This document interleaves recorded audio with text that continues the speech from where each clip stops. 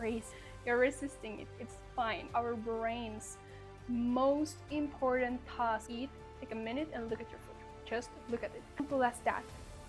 But it's magical. Instead of me trying to over-explain myself, like, no, I'm not lazy, or like, why do you say? And I'm serving my personal growth. Every decision, until it's becoming so loud that at one point it just explodes at you. The billionaires, millionaires, successful people say that. Welcome. I'm so happy that you're joining me today for Insights. It's the first ever episode of this podcast. I want to invite you to take a deep breath with me before we start. So, settle yourself. Prepare for a breathe in through your nose. Breathe in through your nose. Hold. And breathe out with a sigh.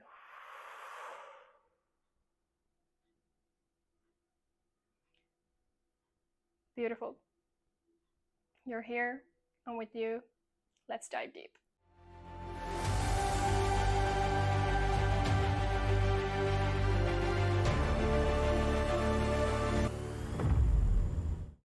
What does self-leadership mean for you? Have you ever thought about this question, and what does this awaken in you when you hear it?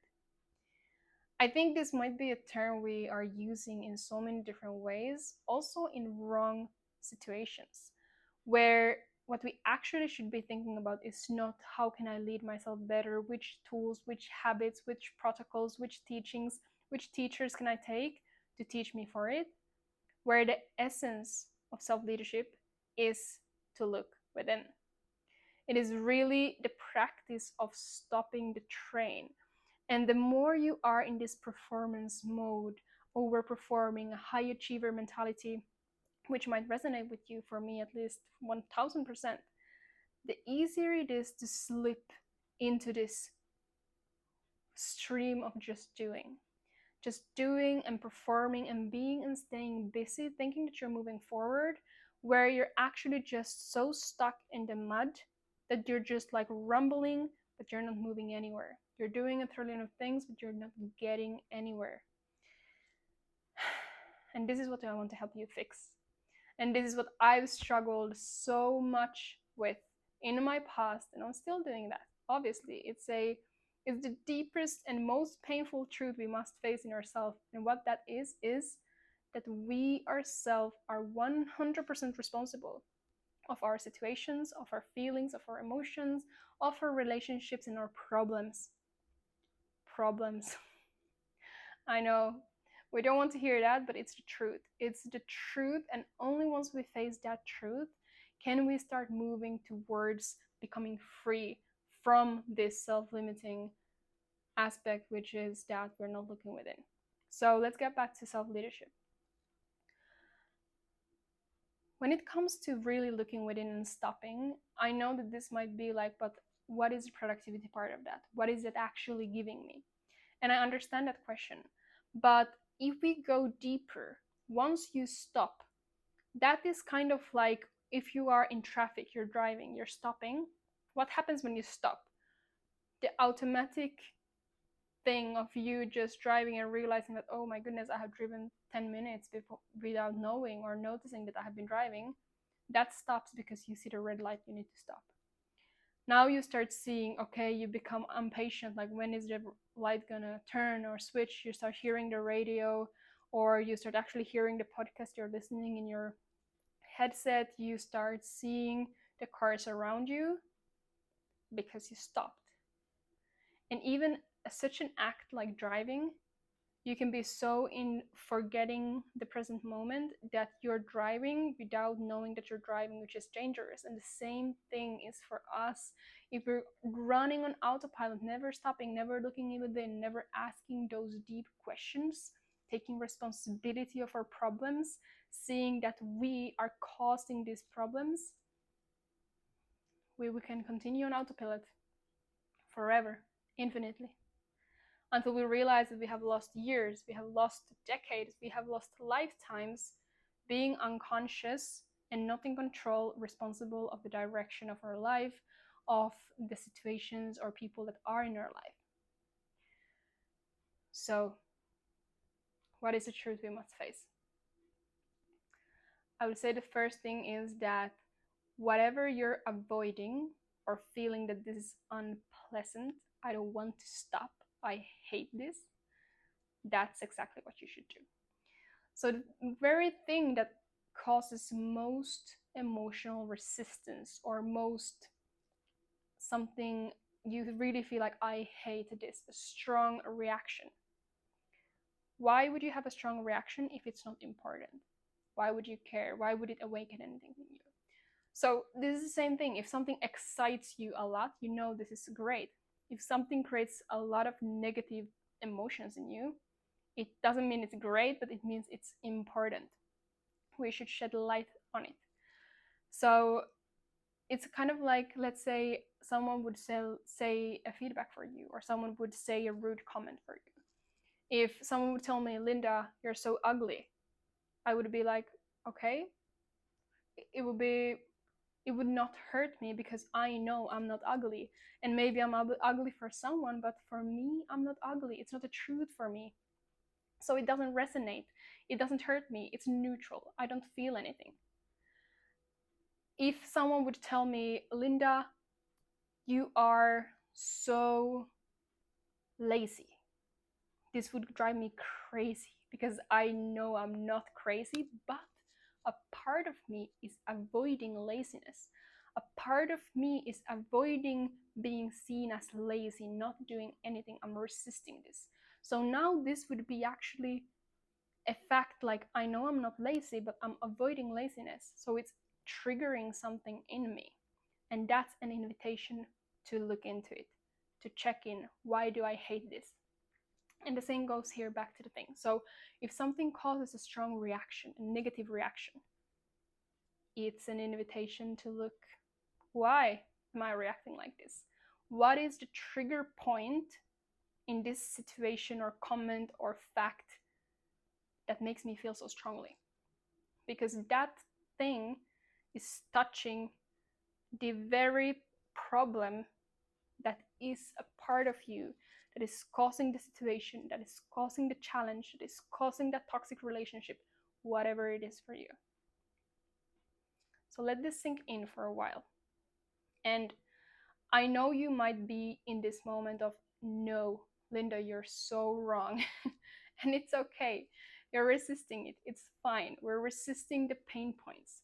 We don't want to face them. It's painful. It's also our brain's most important task in this physical reality to keep you safe, to keep you comfortable, to keep you out of problems. And that's also the difficulty, because our brain is literally on a biological level resisting you from facing the very thing that is causing the challenge for you. And this is where this conscious awareness, this conscious self-leadership becomes so crucial, because without it, your brain, your mind is going to drive you to the wrong direction. And how we can develop this is exactly this. Recognize a cue. The cue here was trigger, response. So if you can develop this self-awareness of understanding and working with yourself, what is happening in my body? How am I reacting? And this is something I teach my clients as well, which I call the awareness is really the pause between the stimulus and a response. And the longer this pause is, the more conscious awareness we can pump into this moment. And the more we have conscious awareness in every moment, the more we are in control of the reactions, of the outcomes, of the challenges, and our emotions, right? So we want to create these pauses. And for you to create these pauses is very difficult if already the thought of a pause from your busy work is challenging. Now you have a challenge or a negative relationship or a negative connection to pausing. So the first thing is to start pausing consciously. So reminding yourself, it can be as short as whenever you start doing a certain habit, such as eating, whenever you start eating, just take a 1 minute break and breathe. Or just look at your food and see what you see. Simple. I know it sounds stupid if you're like a super optimizing person. It sounds stupid, but trust me, you will start noticing things. So this is a practice for you to just teach your brain to pause. So you, every time you eat, take a minute and look at your food. Just look at it. Or it can be whenever you brush your teeth in the morning or in the evening, take a minute to just look in the mirror. Just pause. Or whenever you are gonna get up from bed, just take 1 minute, sit by the bed, and just feel, be, stop. Whatever it is, you can think about different ways, but try to combine them with something you already do, because that is the key for a change to happen, where you cue your habit changes with something you already do. So this is the first step. Then the second step is to bring this awareness to these moments. So becoming aware whenever you're, let's say, training, trying to kind of just have this conscious awareness of how am I feeling? How are my muscles working? If you're working on the computer, you're realizing I am typing. Just becoming aware of these small things.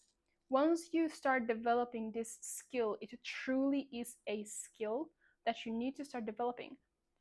This is where the triggering factor kicks in. Someone tells me, Linda, you're lazy.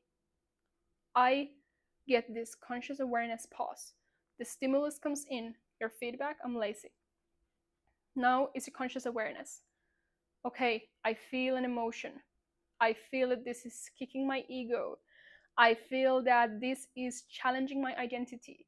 I feel that this is pushing me to look at my overperformance and kind of like giving the mirror for it. I'm becoming aware. I'm feeling. This is triggering me. And I'm accepting it. Because I'm aware, the awareness helps me accept it's not the truth. It's a mix of different things happening in me. And instead of reacting, of saying like, no, I'm not lazy, I'm like, I can decide how to react. Tell me, why do you think I'm lazy? Or I can be like, actually, this really triggers me. Tell me more. Or whatever you feel called from a conscious awareness point to say to that feedback, to that comment. And it's so simple as that, but it's magical. Instead of me trying to over explain myself, like, no, I'm not lazy, or like, why do you say that?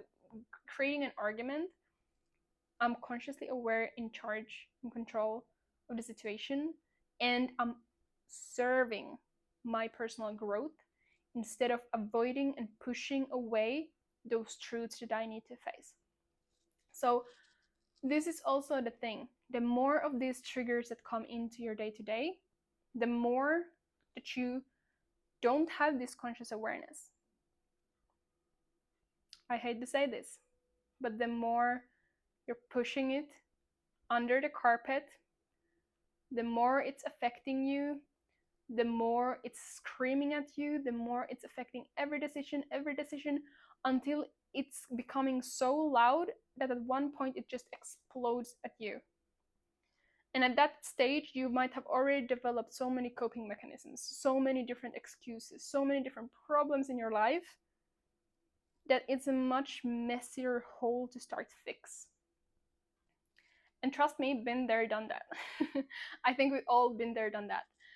And what matters is that we can now change. We all can change. And this is where it's not really a joke when people in the self-development industry, billionaires, millionaires, successful people say that you are the one who is in control if you face your dark sides and if you really take the control in your own hands, and only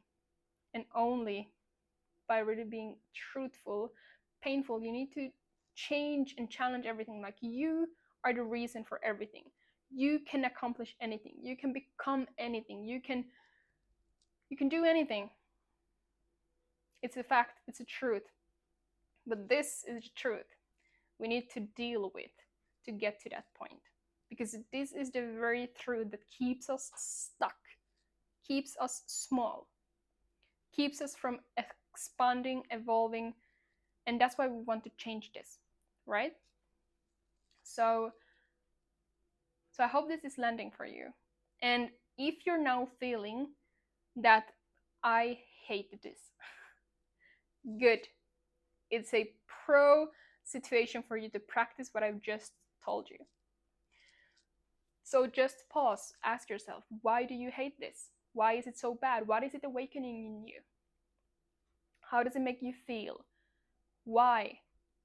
So this is really, I would say, one of our biggest challenges in this modern world, where we're so disconnected from ourselves because of the phones, because of the constant stimuli that is coming from different information sources.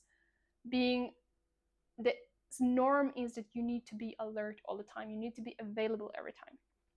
This is disconnecting from us, from our body, our feelings, our emotions, our sensations, which are the very cues for us to understand what is happening in this physical vessel. And in my worldview, I do believe that we are souls that are incarnating from different lifestyles, times into these bodies. So obviously we are more than our body in my worldview. But it doesn't take away the fact that in this lifetime that you are living, that I am living, this body is the vessel taking and carrying us through the life that we live. So if we're not hearing what this vessel of ours is telling us, it's like you will be driving your car, which is having the engine light on for days and weeks, and you're just ignoring that until the light has been there for too long and your engine is breaking, whatever. Your engine got broken. The car isn't moving anywhere. So this is the same thing. Our emotions, our feelings, our sensations are these lights that our vessel is trying to tell us. The more we ignore them, the more we're damaging us, whether it is physically, emotionally, or in this physical kind of our life, with our situations, the situations that is driving us to. So just think about this. Give it a chance.